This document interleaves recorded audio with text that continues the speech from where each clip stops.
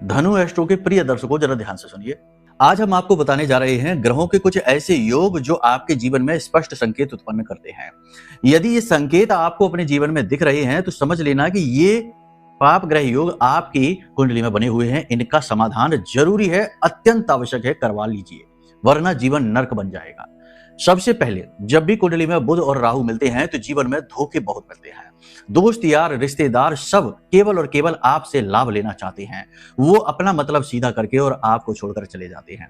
यानी कहने का मतलब यह है कि लोग आपको केवल यूज करते हैं एक प्रोडक्ट की तरह। आपके साथ धोखा छल बहुत होता है और सही समय और काल पर आपकी बुद्धि कभी जागृत नहीं होती। जब बहुत देर हो जाती है तब आपको समझ में आता है कि आपके साथ तो फ्रॉड हो गया, छल हो गया, धोखा हो गया। ये आपके साथ यदि घटित होता है कि आपका कोई अपना ही आपके साथ छल कर देता है समय समय पर, तो जरूर आपकी कुंडली में ये पाप ग्रह योग बना हुआ है। बुध बुरी तरीके से डिस्टर्ब है। साथ ही साथ नशे की लत भी लग जाती है।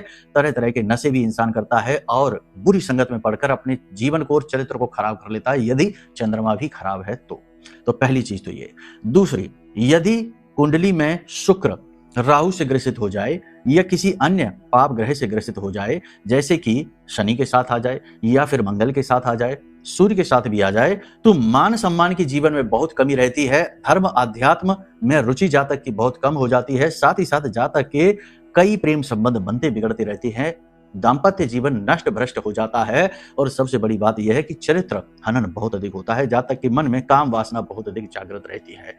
यहाँ तक कि जातक उल्टे सीधे व्यसनों में अपनी सारी कमाई झोंकता रहता है और उसके पास अंत में ना तो मान सम्मान इज्जत है और ना ही धन या फिर उसका बैंक बैलेंस बचा है। ये स्थिति भी आप देख लीजिए। इसी के साथ गुरु के साथ यदि राहु है तो विवाह में बहुत देरी होगी। विवाह होकर भी विवाह का सुख प्राप्त नहीं होगा और संतान का सुख भी प्राप्त नहीं होगा। और साथ ही साथ घर गृहस्थी उजड़ी रहेगी, ना तो शांति होगी, ना ही धन होगा और ना ही सुख होगा।